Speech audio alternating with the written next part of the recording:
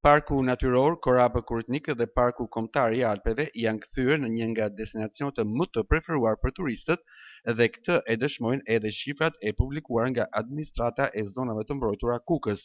Vetëm gjatë 10 muajve të këtij viti, mbi 114.000 vizitorë kanë zgjedhur të eksplorojnë bukuritë e parkut, duke shëtitur në shtigjet malore, duke u ngjitur drejt majave apo duke shijuar ajrin e pastër dhe qetësinë e peizazheve natyrore. Gjatë periudhës janar-tetor kanë vizituar 114.028 vizitorë.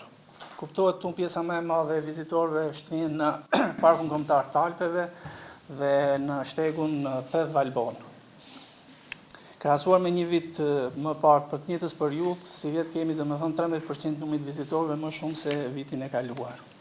Sipas drejtorit të administratës së zonave të mbrojtura Kukës, Lefter Gjana, krahas rritjes së numrit të turistëve, është bërë edhe një punë e madhe për promovimin e aseteve turistike të zonës në përmirësimin e sinjalistikës.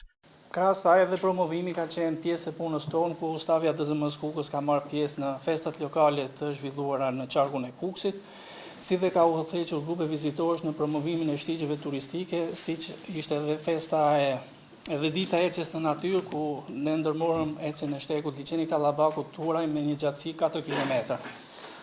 Në Parkun Korabë Koritnik dhe Parkun Kombëtar të Alpeve, turistët përjetojnë bukuritë që ofron kufiri natyror mes Shqipërisë dhe Kosovës, një peizazh që përveç natyrës ruan edhe histori, traditë dhe jetë të qetë malësore.